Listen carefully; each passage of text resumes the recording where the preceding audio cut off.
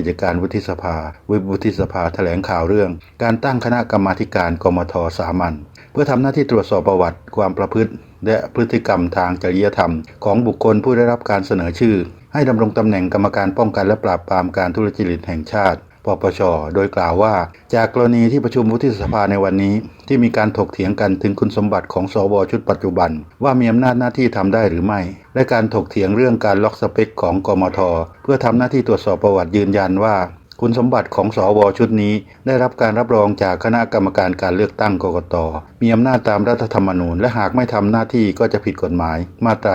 157 ฐานละเว้นการปฏิบัติหน้าที่และหากในอนาคตถูกตัดสิทธิ์แต่การทำหน้าที่นั้นก็ชอบด้วยกฎหมายส่วนเรื่องการล็อกสเปคของกมท.เพื่อทำหน้าที่ตรวจสอบประวัติที่มีข้อสงสัยว่าเหตุใดจึงมักเป็นรายชื่อบุคคลซ้ำๆนั้นยืนยันว่าเป็นไปตามข้อบังคับการประชุมวุฒิสภาพ.ศ.